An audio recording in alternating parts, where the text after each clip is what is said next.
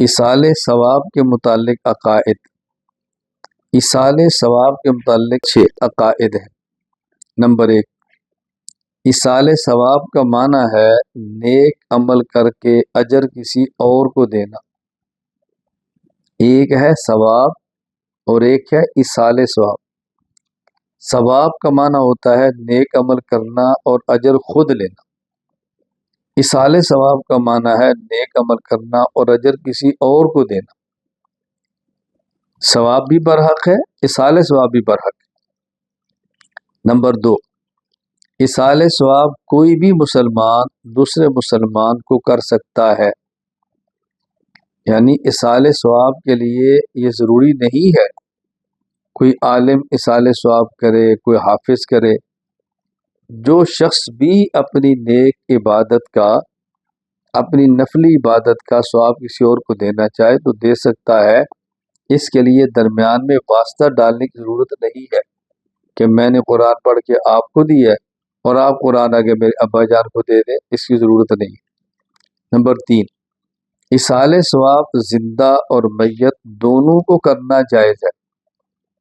کوئی انسان نماز پڑھے نفلی، صدقہ کرے نفلی، اور یہ کہ یا اللہ اس کا ثواب فلاں جو شخص دنیا میں ہے اس کو دے دے، جائز ہے، یا جو فوت ہو چکا اس کو دے دے، جائز ہے، دونوں طرح ٹھیک ہے۔ نمبر 4، اصال ثواب بدنی اور مالی تمام نفلی عبادات کا کرنا جائز ہے۔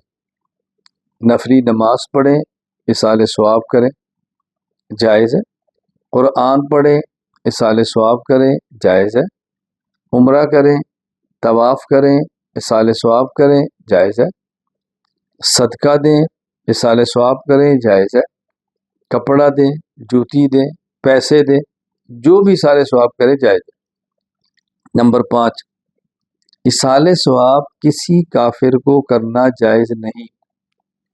اصال ثواب اس شخص کو کیا جاتا ہے کہ جو مومن ہو۔ جو مومن نہ ہو اس کو اصال ثواب کرنا جائز نہیں۔ کافر اگر حالت کفر میں خود نیک عمل کرے تو اس کو اس کا ثواب نہیں ملتا، تو کوئی اور نیک عمل کر کے ثواب دے گا تو کافر کو اس کا اجر بھی نہیں ملے گا، وہ کافر ہے۔ اجر کے لیے ضروری ہے کہ پہلے ایمان ٹھیک ہو، ایمان ہو تو پھر ثواب یا اصال ثواب پہنچتا ہے۔ نمبر 6، اصال ثواب کا کوئی وقت یا جگہ شرعاً متعین نہیں، یعنی اصال ثواب فلاں وقت میں کریں گے تو پہنچے گا، فلاں جگہ پر کریں گے تو پہنچے گا، نہ جگہ مقرر ہے نہ وقت مقرر ہے۔ جس وقت جس جگہ چاہیں اصال ثواب کر سکتے ہیں۔